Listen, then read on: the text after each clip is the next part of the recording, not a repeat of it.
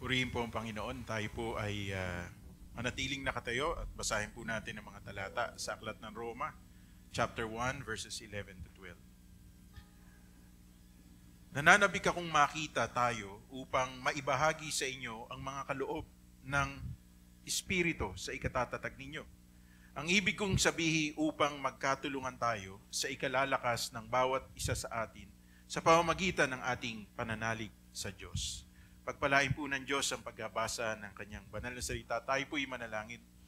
Ama naming Diyos, kami nagpapasalamat sa umagang ito, sa kalakasan, kalusugan, kagalingan na aming pangatawan. Salamat po sa pribileyo na kami ay sama-samang sa inyo'y sumamba sa Espiritu at katotohanan. Aming dalangin, Panginoon, kung paano nagsilbing pagpapala sa inyo ang aming pong mga awiting papuri, pasasalamat at pagsamba.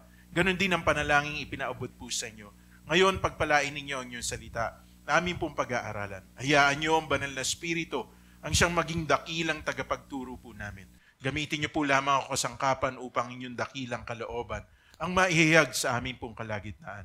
At loobin po ninyo na sa umagang ito, dalhin niyo po kami sa mas mataas na antas ng aming pananampalataya at kayo rin ng Diyos na umakay po sa amin sa landas ng katwiran upang kami makapamuhay ng naayon sa inyong kalooban. Salamat po. Pagpalain niyo ang bawat isa sa umagang ito sa pangalan ng inyong anak na si Jesus. Amen. Amen. Palakpakan po natin ang Panginoon. Kakaupo na po kayo. Napakabuti po ng Diyos. Parang kailan lang nagsimula ang 2024. Ngayon po ay 8 buwan na po ang halos lilipas sa taong ito. Diba? At next month, actually, kumakatok na raw sa inyong mga bintana at pintuan si Jose Marie. Okay? At nag-aabang na po. Okay? At ang kagandahan po ay dito po sa ating bansang Pilipinas, napakahaba ng panahon ng ating selebrasyon pagdating sa Kapaskuhan. Tayo po ay magsisimula ng series ngayong buwang ito, ukol po sa aklat ng Roma. Okay? The Book of Romans, and this is about the Epistle of Paul to the Roman churches. What is the Book of Romans? Okay, makikita po natin dito. It was written by Apostle Paul while he was in the city of Corinth. Si Apostol Pablo pala, naisulat niya po itong kanyang liham sa mga mananampalataya sa Roma habang siya ay nasa lungsod ng Corinto.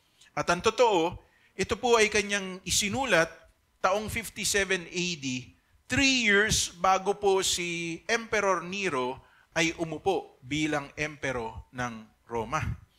At ang main idea po ng aklat po na to o ng liham na to ay upang ipahayag yung katwiran ng Diyos, yung plano ng Diyos sa kaligtasan sa pamamagitan po ng paghahayag ng mabuting balita.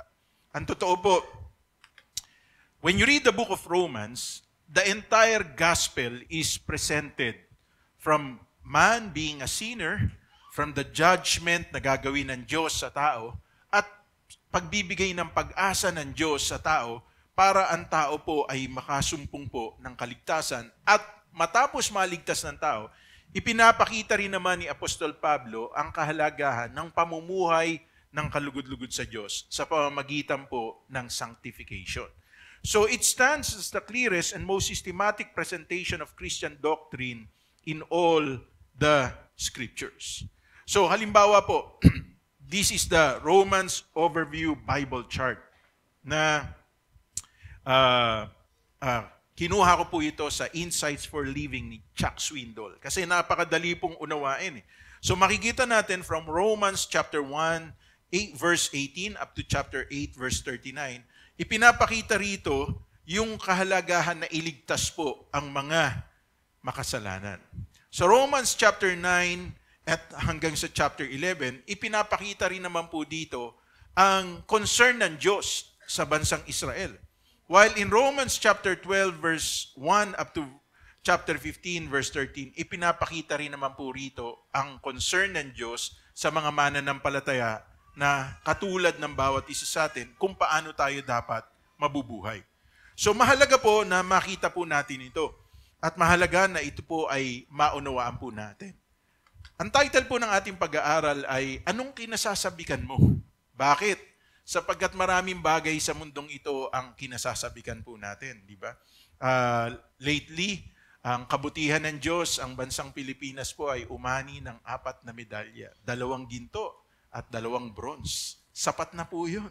Bakit? Sapagkat yung larong Olympics, laro po yun ng mga Western countries. Pero imagine, ang Pilipinas nasama doon. Diba? Kauna-unahan nga tayo sa Southeast Asia. Among other Southeast Asian countries, nauusan pa natin ng Singapore.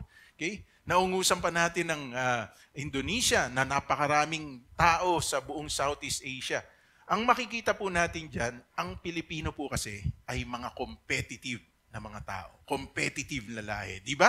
Laban lang. Pilipinas. Yan. Ang totoo, kinasasabikan na po ang pagbabalik ni Carlos Yulo. At ang tunay na nagwagi daw po ay hindi si Kaloy, kundi yung kanyang girlfriend.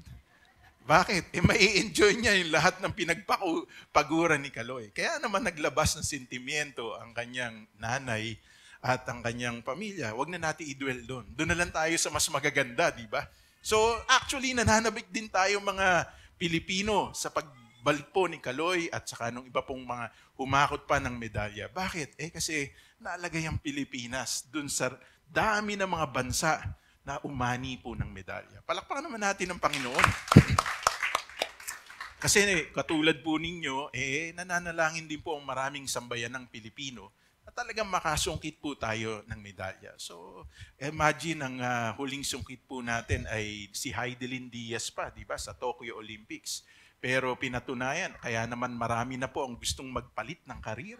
Baka gusto rin po ninyo, di ba? Kung hindi boxing, ay gymnast. Okay? Marami na po ako napapanood. Kahit yung mga tambay, nag-uumpisa na pong mag-practice. Pinatatawa ko lang po kayo. Okay?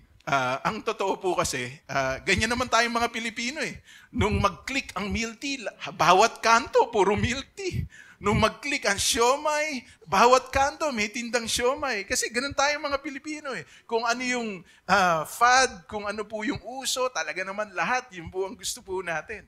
Pero ang tanong, bilang isang mananampalataya, yan, bumaba na po tayo dito po sa ating kalalagayan. Kasi baka lumabas na entertainer ako eh. Motivational speaker, pastor po ako. Anong kinasasabikan po natin? Sa mga talatang binasa po natin, makikita po natin, meron pong kinasasabikan si Apostol Pablo. Kaya po niya naisulat ang liham po sa mga taga-Roma. Ang totoo mga kapatid, gusto ko pong maunawaan po natin. Si Apostol Pablo, nung sumulat po siya sa mga mananampalataya sa Roma, hindi pa siya nakakarating sa Roma. At ang totoo, in Acts chapter 9, nung kinatagpo po siya ng Panginoon, on the road to Damascus, nabulag po si Apostol Pablo. Okay? Hindi po ganyan ang itsura ni Apostol Pablo. Ito lang po yung palabas sa Netflix, Apostle Paul. Okay? Pero kumbaga yung description kung ano itsura ni Apostol Pablo, alam niyo yung ibig sabihin ng salitang Paul ay maliit, small. Kaya mukhang mas maliit pa si Apostol Pablo. At bukod po ron, medyo gwapo pa po ito eh. Sapagkat, ang sabi po ron, yung ilong niya ay parang chicharon bulaklak. Okay? At bukod po ron, yun nga po, medyo ganyan na nga po. Hindi ko po malaman kung bakit dito maraming tumutubo at nawawala po rito. Pero mukhang ganyan nga po yung itsura niya. Medyo mas gwapo lang po ng konti ito. Well, so much of that. Sabi nga po ni Melanie Marquez, you cannot judge a book unless you read it. Okay? By its cover. Si Apostol Pablo po, kung titignan natin, maaring physically speaking, hindi po siya kabibiliban. Okay? At hindi po siya papansinin sapagkat napaka-ordinaryong tao niya at wala pong makikitang distinction sa kanya. Pero pag nabasa po natin ang kanyang mga sulat, nabasa po natin kung yung kanyang mga nilikhang literature, bibilib ka sa kanya. Bakit? Sapagkat napakarunong na tao po ni Apostol Pablo. Siya po ay isang Pariseo at actually, kahit na siya po ay maliit, pero napaka-intimidating ng kanyang personality. At dahil nga po sa kanya, pag binasa po natin ang Acts chapter 6, he gave the approval for Stephen to be stoned to death. Siya po yung nagbigay ng consent para si Esteban nung batuhin po hanggang sa mamatay, nandoon po siya. But in Acts chapter 9, makikita po natin, on his road to Damascus, Apostle Paul encountered a light from the sky.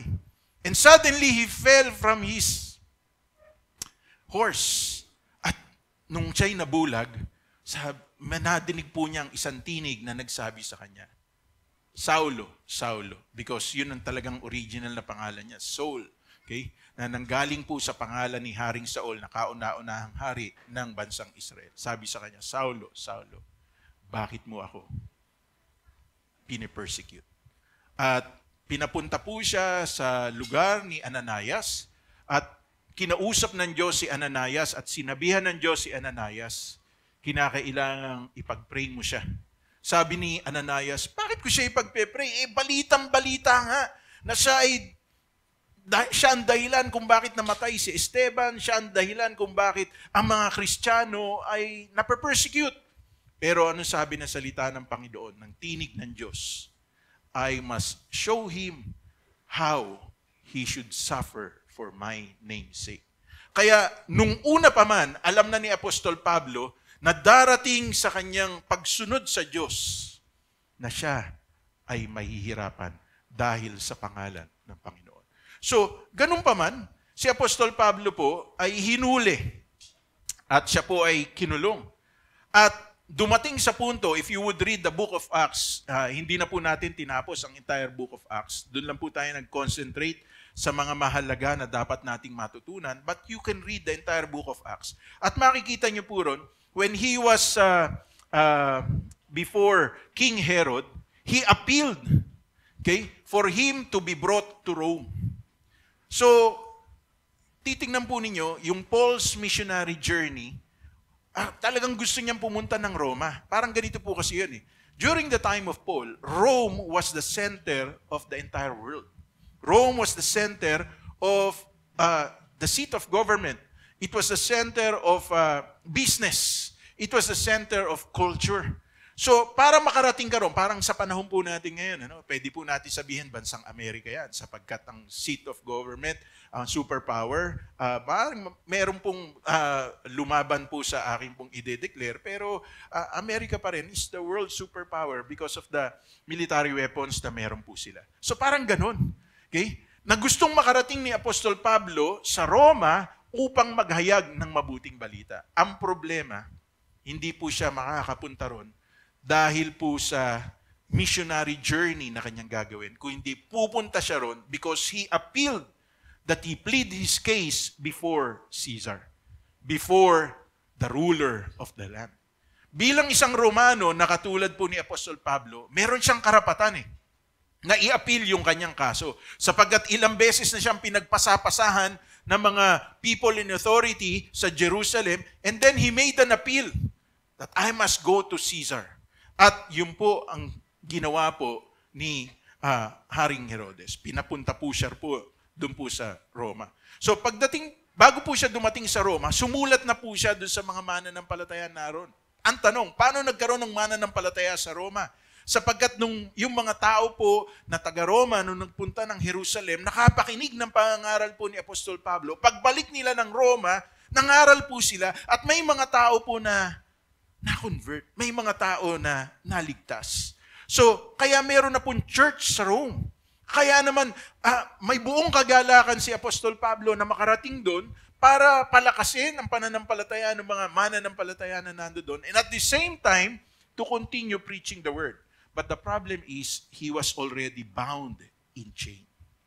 So, pupunta siya ng Roma, all expense paid. Bakit? Sapagkat bilang isang bilanggo, at umapila siya na humarap siya kay Caesar. Now, mga kapatid, mag-iingat po tayo sa mga dinidesire po natin. Okay? Bakit? Sapagkat minsan may dinidesire tayo na tutuparin ng Diyos pero hindi sa paraan na gusto po natin. Tutuparin ng Diyos sa paraan na gusto po niya. Si Apostol Pablo, makakarating sa Roma na wala siyang babayaran pero bilang isang bilanggo. Ganun pa man, buo sa kanyang loob na gagawin niya yun sapagkat nais po niyang maghayag ng mabuting balita. Kanino nga lang? Hindi na po sa mga tao sa Roma, kung hindi kay Caesar, kung hindi dun sa mga people who are in authority. Kaya, if you would, Apostle Paul is the greatest apostle to the Gentile nations. Yan po ang tagurian po sa kanya. So, ano ang mga kinasasabikan ni Apostol Pablo? 4 lang po, nakita ko po, ayon po dito sa ating pag-aaral. Pansinin po ninyo, puro Tagalog po tayo ngayon. Bakit? Sapagkat ang Agosto po ay buwan ng wikang Pilipino. Kaya ini-encourage ko rin, sanay na kayo magpaawit ng mga Ingles. Wala naman po masama ron. Pero mahalin din po natin ang ating sariling wika. At pahintulutan po ninyo, pasensya na kayo. Minsan di ko po kayang i-express sa Tagalog o sa Pilipino, kaya napapa-English pa rin po ako. Pero pansinin po natin ngayon. Mga kinasasabikan ni Apostol Pablo, unang-una ay ang pagpapasalamat sa Diyos. Sabi ng Roma chapter 1 verse 8, una sa lahat, nagpapasalamat ako sa aking Diyos sa pamamagitan ni Jesucristo dahil sa inyong lahat. Sapagkat ang inyong pananampalataya ay balitang-balita sa buong daigdig. Imagine this, okay? Si Apostol Pablo po, very focused po siya sa kanyang ginagawa sa pangaral ng mabuting balita. At nakakatanggap pa siya ng mga balita na yung mga taong nasharean niya ng gospel, mga taong nakapakinig ng gospel, na-convert, pagbalik po sa kanilang mga lugar na kinabibilangan, nag-share din ng gospel. So, nagkaroon po ng local church sa Rome. So, balitang-balita po yun sa kanya. At gusto ko pong maunawaan ninyo, mahirap po para sa mga tao sa Roma ang makakilala sa Panginoon. Bakit? Sapagkat danger po yun sa kanila. At ang totoo po, when Nero took his throne, then started the persecution among the Christians. Bakit po? Sapagkat ayaw po ni Nerong kilalanin ang pananampalataya ng mga Kristiyano. Si Nero po ang responsible kung bakit po ang mga Kristiyano po ay inilalagay po sa Coliseum at pagkatapos niluluray-luray ng mga leon. Habang ang mga tao po ay nanonood, okay, nagtatakbuhan yung mga Kristiyano sa Coliseum at hinahabol naman sila ng mga leon.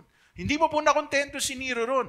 Okay? Sa galit po niya, because every generation would rise up an antichrist na katulad po ni Nero, na katulad ni Hitler, at ngayon di po natin alam sapagkat malapit na talagang dumating ang Panginoon, who would be the antichrist. Okay? So, nung panahon po na yon, ang ginagawang ilawan sa kalsada ay mga Kristiyanong sinusunog. Napakatindi po, di ba? But Apostle Paul in Romans chapter 13, mababasa po natin, he encouraged the Christians na mag-submit sa mga people who are in authority. Napaka-ironic nun. Pinapatay ka na, pinahihirapan ka na, pero sinasabi pa rin sa'yo, magpasakop tayo sa mga namiminuno sa ating pumbayan. Bakit? Because may purpose po yun. So Apostle Paul was very grateful. Gusto ko po sabihin po ito sa atin. At the very beginning of our day, that should be our prayer to God. Lord, salamat po. Nagising po ako, naimulat ko ang aking mga mata. Ako po ay meron pong hininga, ako po ay nakatatayo. At pagpasalamat natin ang buhay ng ating asawa, ang ating mga anak, ang mga mahal natin sa buhay na kasama natin. Pagpasalamat din natin. Kanina bumabiyahe po ako, nagpapasalamat ako sa Panginoon. Lord, papasalamat po ako. Makikita ko na naman mga kapatid ko sa Baliwag. At dalahin ko nga, magdako kayo ng iba pang mga kapatid namin na dati kasama namin pero hindi natin nakasama. Kaya tuwan-tuwa po ako. Pagpanik ko, nakita ko kaagad si Kuya Boying. Okay? Huling kita namin sa SM. Namamasyal silang mag-asawa. Okay? At salamat sa Panginoon. Kasi with all excitement, di ba?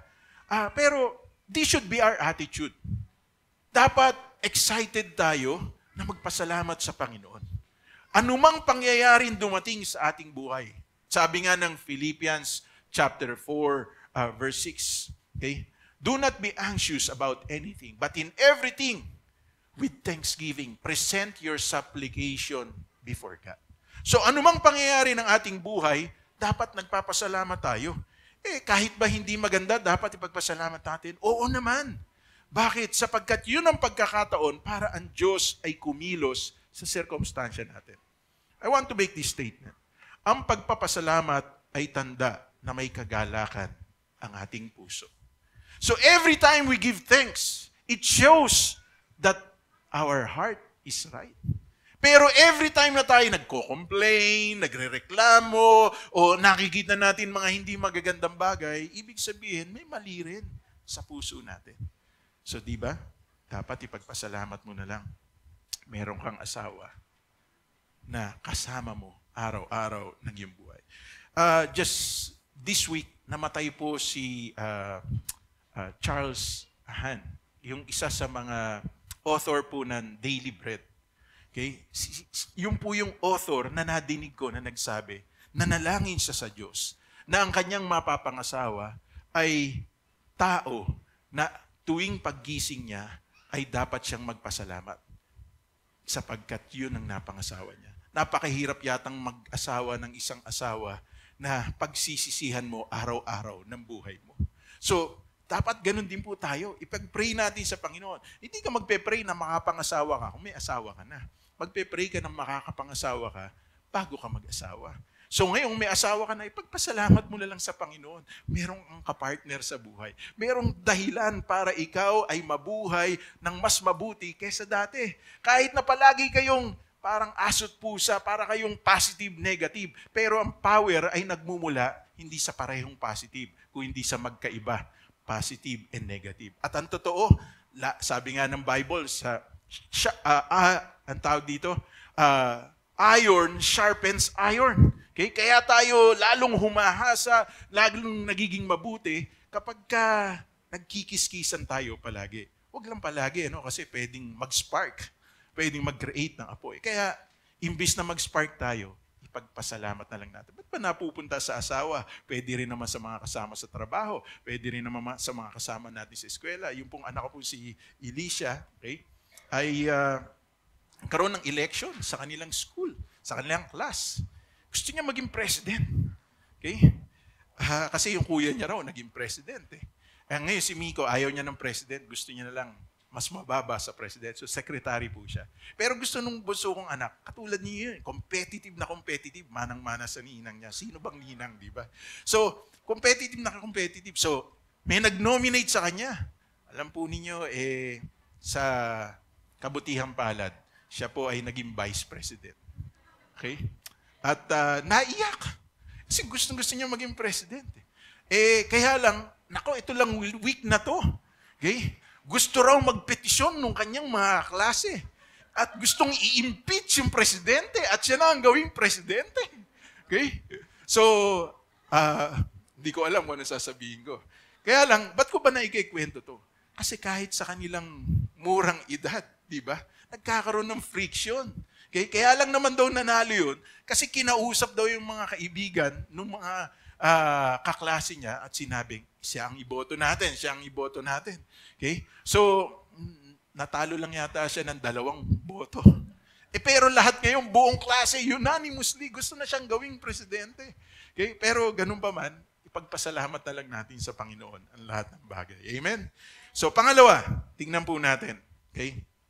Pangangaral ng mabuting balita. Sabi ng Roma chapter 1 verse 9, saksi ko ang Diyos na pinaglilingkuran ko ng buong puso sa pamamagitan ng aking pangangaral ng magandang balita tungkol sa kanyang anak. Lagi ko kayong idinadalangin. Tandaan po natin ito, mga kapatid. We are all called to do the work of an evangelist. Lahat tayo tinawag. Maaaring hindi tayo evangelist, pero lahat tayo tinawag upang mangaral ng mabuting balita. O po yung nagpapasalamat sa Panginoon. Second time, mga 3 weeks ago po, I was invited doon po sa World City Colleges sa Gimba, sa Nueva Ecija, to conduct the baccalaureate service.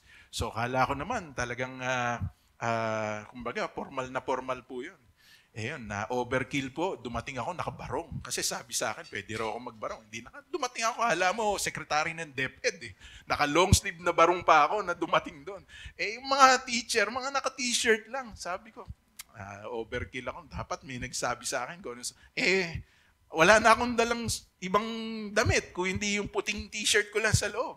So, ano po. Pero kabutihan ng Panginoon, Pagkatapos ko pong mangaral, after 2 weeks, message sa akin, Pastor, pwede po bang kayo po kunin po naming uling speaker sa baccalaureate service.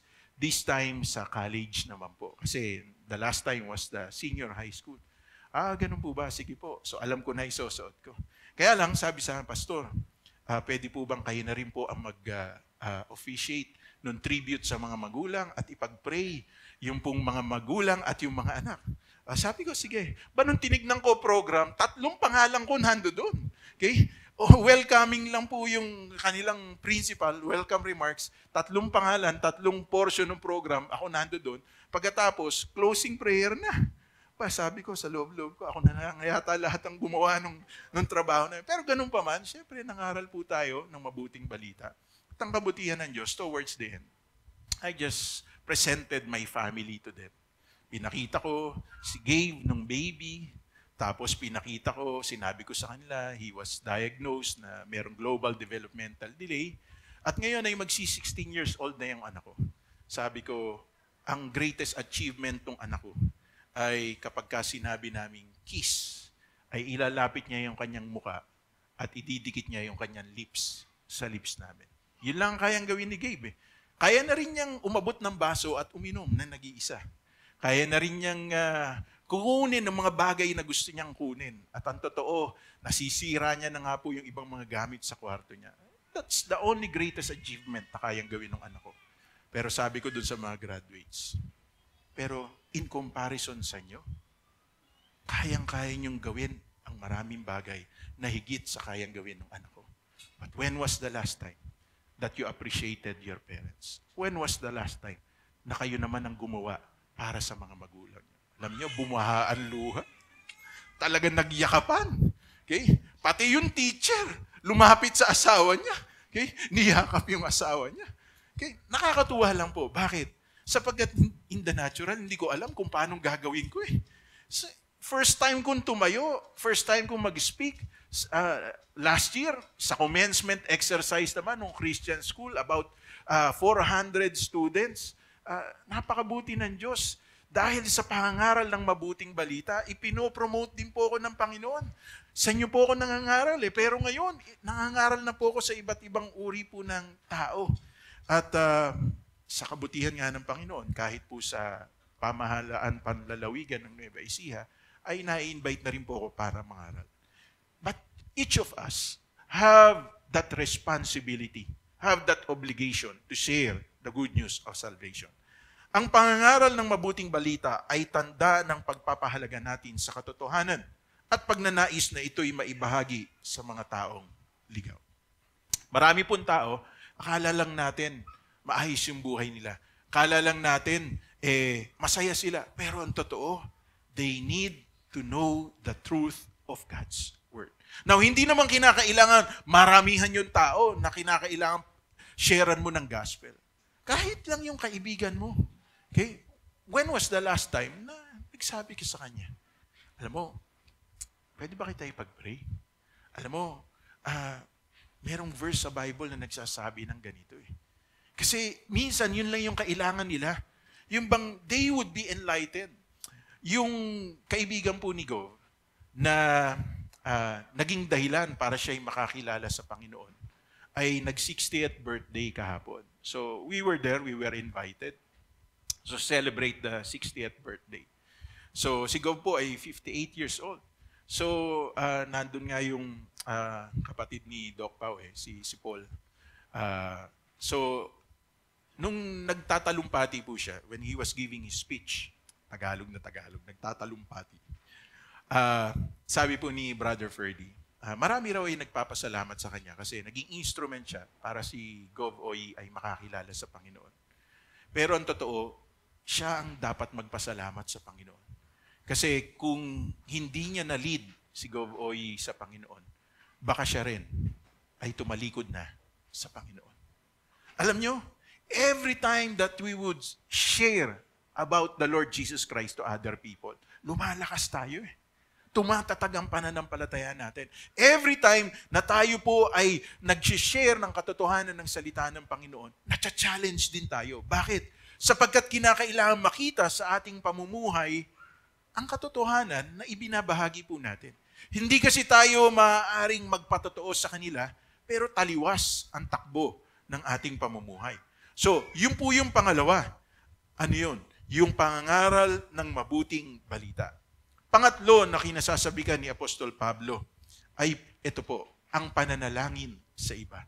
Sabi ng Roma chapter 1 verse 10, lagi kong hinihiling na loobin nawa niyang ako'y makapunta riyan sa inyo. So, he was looking forward na ma-meet niya yung mga mananampalataya sa Rome. But he would be going to Rome not to visit them, but for him as an imprisoned man, as an incarcerated man, he would be going to Rome to present his case before Caesar. At maaaring yung mga mananampalataya, they would just be around to attend and to pray. Pero alam natin mga kapatid, sa Rome namatay si Apostol Pablo.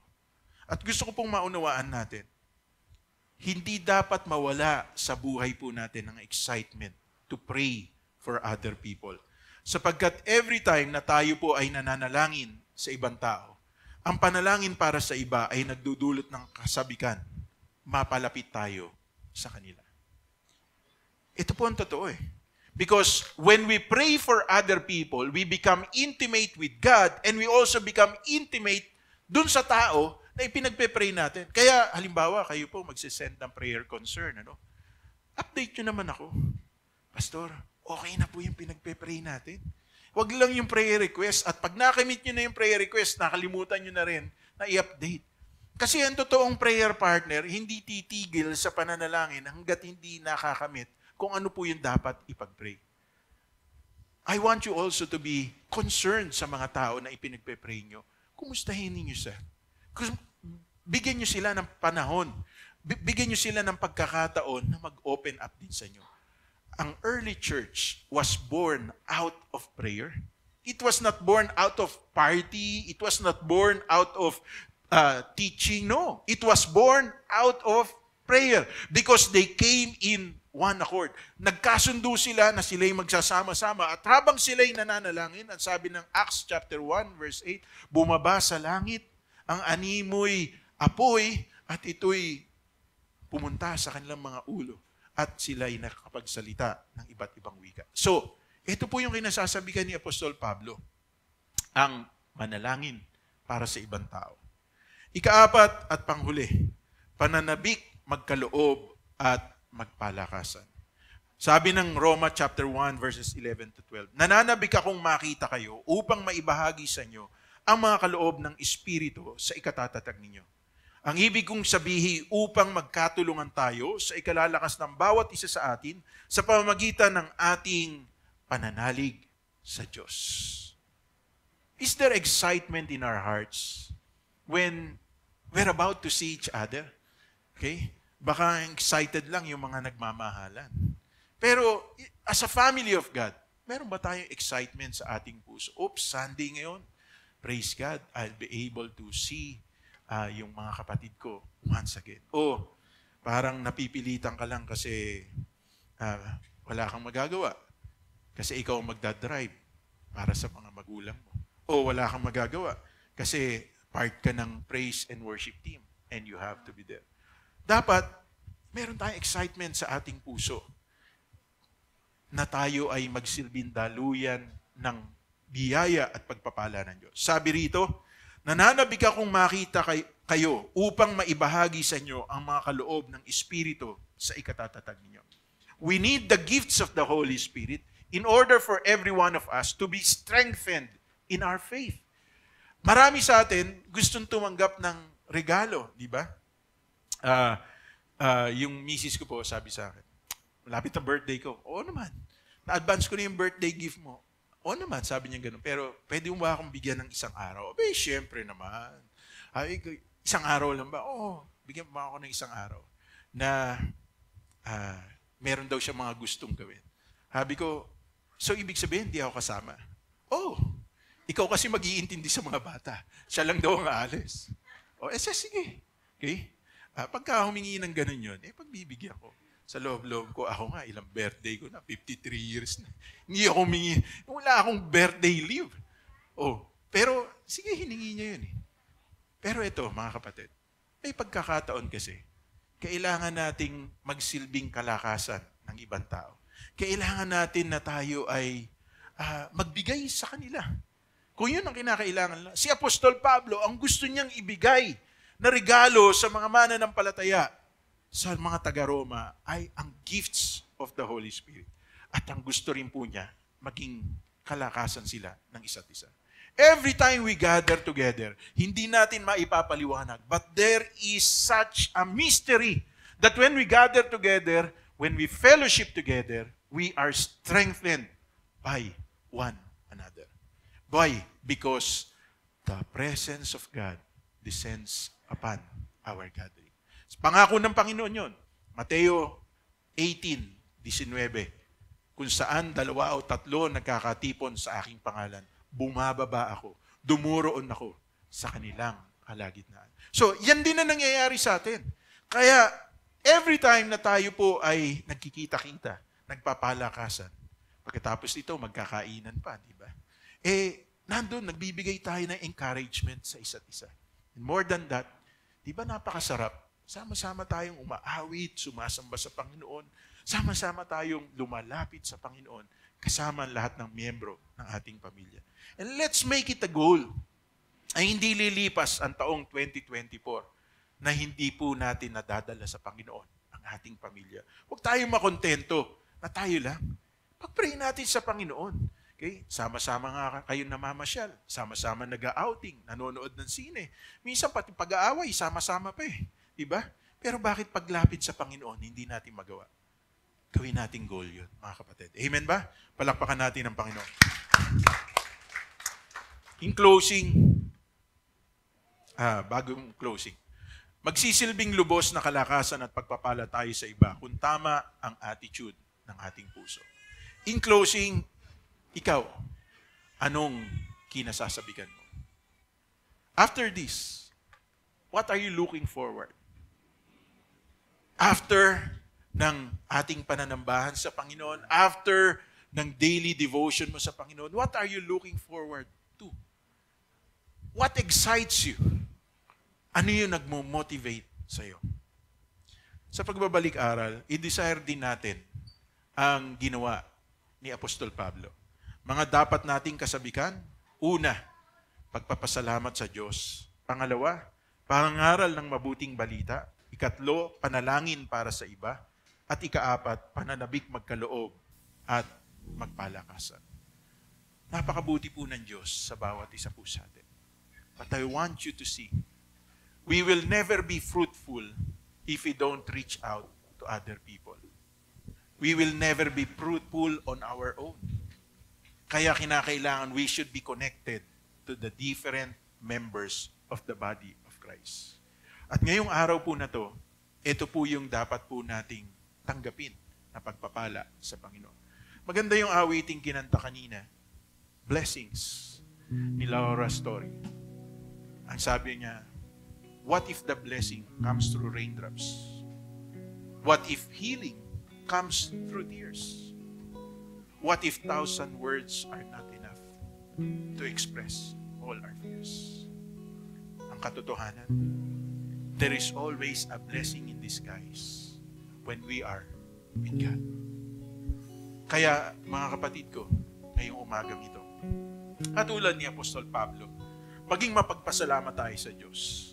Sikapin nating ipangaral ang mabuting balita, manalangin para sa iba, at buong kapanabigan po na tayo ay magkaloob at magpalakasan para sa ating Panginoon. Tayo pong lahat ay tumayo. Awitin natin yung blessings.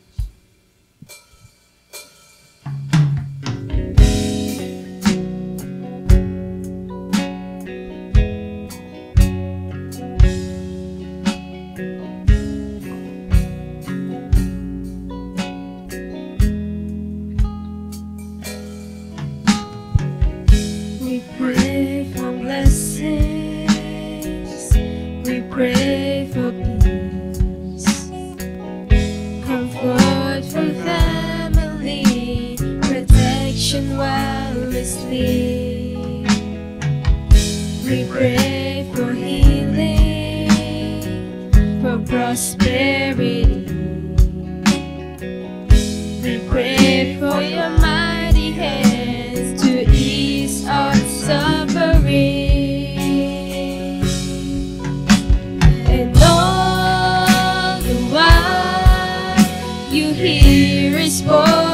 believe. Your love is way too much to give us less of this. What if your blessings come through raindrops? What if your healing comes through tears? What if 1,000 sleepless nights are what it takes to know your need? What if trials of this life are your mercies in disguise?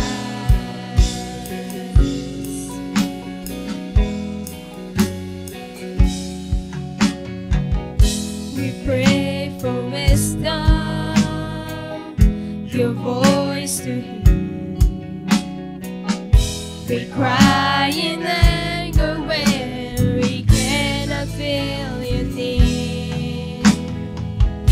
Without your goodness, without your love, as if every promise from your word is not enough. And all the while you hear us desperately, and all that we have faith to believe. What if your blessings come through raindrops? What if your healing comes through tears? What if 1,000 sleepless nights are what it takes to know your need? And what if trials of this life are your mercies in this life? When friends betray us, when Lord deceives the wind, we know that pain reminds this heart that this is not a home.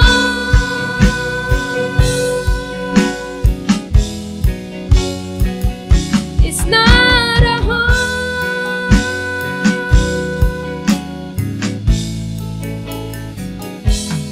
What if your blessings come through raindrops?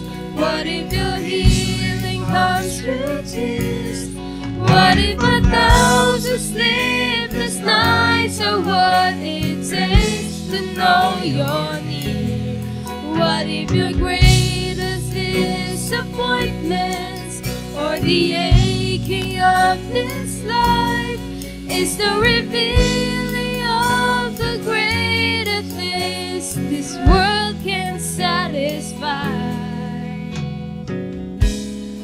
What if trials of this life, the rain, the storms, the hardest nights,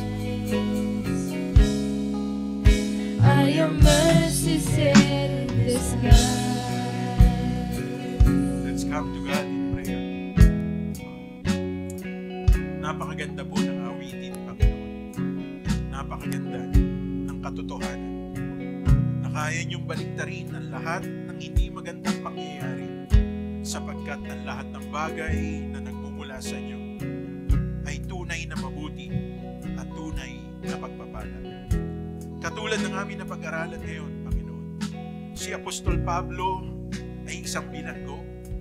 Si Apostol Pablo sa kanyang kasapikan, makapunta sa Roma, ay makararating pero hindi para dalawin ang mga mananampalataya at ang iglesia sa Roma, kundi bilang isang bilanggo, kailangan niyang humarap kay Caesar na tagapamahala ng imperyo ng Roma. Panginoon, maaaring ang bawat isa sa amin ay merong hindi magandang pinagdadaanan ngayon. Maaaring merong may karamdaman sa amin o miyembro ng aming pamilya. Maaaring meron din po kaming pangangailangan na napakatindi, Panginoon, at hindi namin alam kung saang palad kukunin ang katugunan. Maaaring meron din po kaming matinding pagsubok na hindi namin alam kung paano lulunasan.